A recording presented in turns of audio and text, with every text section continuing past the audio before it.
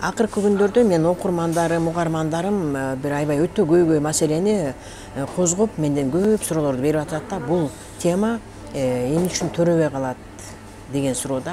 Баласыз болуп калып жатабыз. Бул эмнеден себептер депчи. Бул эми мунун аябай көп себептери бар да. Анын арасынан эң эле бир көйгөй, терең себептер бар. Ал себеп жөнүндө эч ким ойлонбойт, аны айтсаң дагы ишенбейт. Ушундай өтө көйгөй себеп да бул. Ал жанагы аял күйөөсү мисалы үчүн ажырашат, анан күйөөсү баласын карабай калат, же аялы баласын карабайт. Келип кабар албайт, алимент төлөбөйт, жолугушпайт. Ал бала жөнүндө такыр эле кабары жок да. Ал бала өзүнчө эле ошо атасы жок эле же энеси жок эле өсө берет да. Ошондо мындай Алла ойлойт да, буларга бала кереги жок турбайбы? Бул балалуу болгон жакпайт экен буларга. Баланы сүйбөйт экен, жакшы көрбөйт экен, бала кереги жок экен деген программа кетип баштайт да.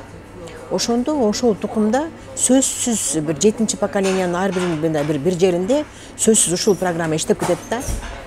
Ошондо же кыздарынын, же даже неберелериненби, же балдарынанбы бирөөсү ушундай тукумсуз болуп баштайт. Бала көрбөй калышат.